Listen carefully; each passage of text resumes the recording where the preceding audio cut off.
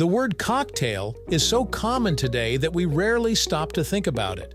It appears on bar menus, party invitations, and even in everyday phrases like cocktail dress or cocktail hour.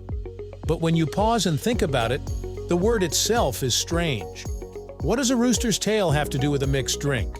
The answer isn't simple. The origin of the word cocktail is layered, debated, and surprisingly mysterious. Historians, bartenders, and linguists have spent centuries trying to pin down where it came from. Some theories point to early American newspapers. Others trace it back to horses, colonial taverns, or European traditions. So, why is it called a cocktail? In this video, we're diving into the real history behind the word and exploring how cocktail went from a curious expression to a global symbol of social drinking. Let's dive in, right here, on History of Simple Things.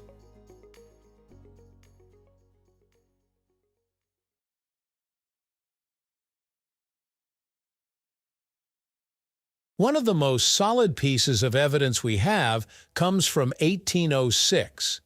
In the town of Hudson, New York, a newspaper called the Balance and Columbian Repository published what is widely considered the first clear definition of a cocktail. The editor defined it as a stimulating liquor composed of spirits of any kind, sugar, water, and bitters. That definition sounds familiar today because it closely matches what we now call an old-fashioned. This early description tells us that by 1806, the word cocktail was already in use and well understood by readers. It referred specifically to a mixed alcoholic drink rather than straight spirits. Importantly, the definition didn't explain where the word came from. It simply assumed readers already knew it. That suggests the term had been circulating informally before it appeared in print, likely in taverns and social settings across early America. One of the most popular origin stories doesn't involve alcohol at all. It involves horses. In the 18th century, a cocktailed horse referred to a horse whose tail had been trimmed or docked. These horses were often not purebred, and the term gradually became associated with something mixed or not entirely original. Some historians believe the word transitioned from describing mixed-breed horses to describing mixed drinks. Just as a cocktailed horse wasn't of pure lineage, a cocktail wasn't pure liquor. It was something altered or combined. There's linguistic logic here. Words often shift meaning over time, especially when they move from one context to another. While there's no direct written proof linking docked horsetails to mixed drinks, the timeline aligns reasonably well with the early American use of the term.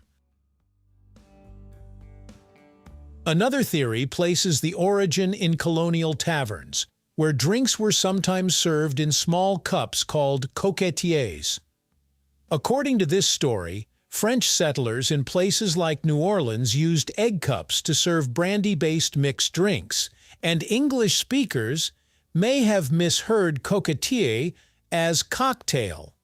While it's an interesting linguistic possibility, historians generally view this theory with skepticism because there's little documented evidence connecting the French term directly to the English word.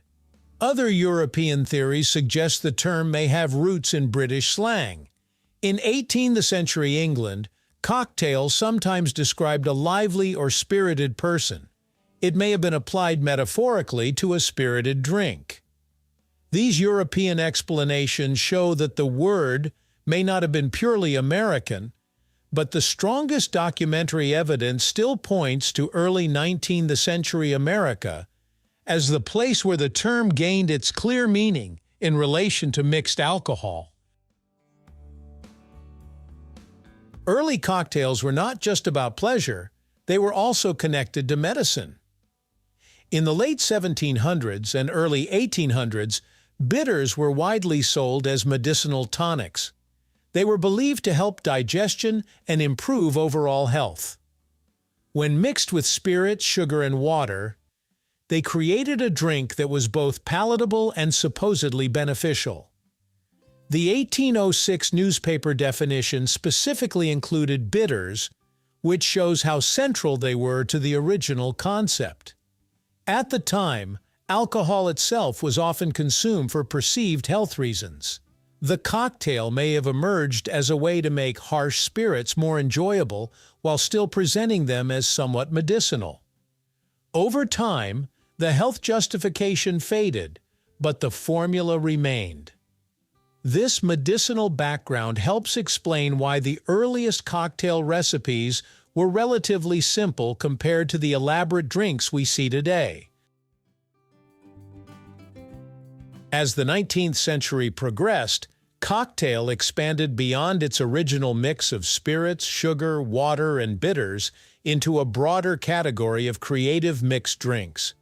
By 1862, bartending guides like How to Mix Drinks or The Bon Vivant's Companion by Jerry Thomas were already featuring a wide variety of recipes, reflecting growing experimentation in urban bars.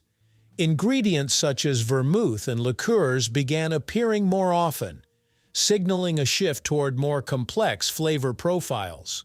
The word no longer described just one formula, but an evolving style of preparation. In the late 19th and early 20th centuries, the term spread beyond the United States, especially during Prohibition, 1920–1933, when American bartenders brought their craft abroad. Hotels and bars in Europe adopted the style, helping standardize many classic recipes.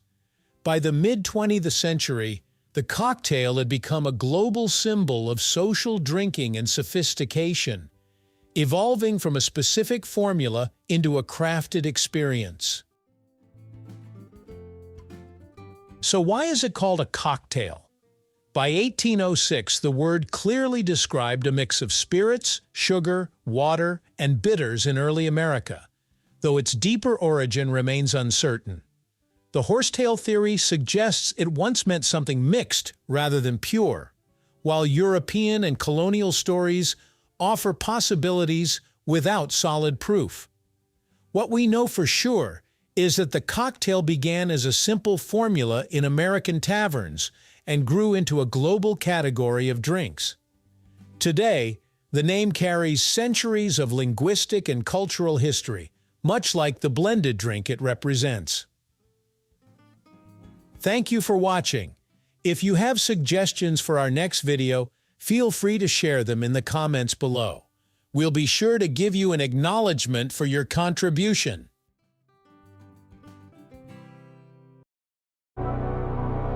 Thank you for joining us on this journey through the history of simple things. Don't forget to like, subscribe, and stay tuned for more stories woven through the smallest details.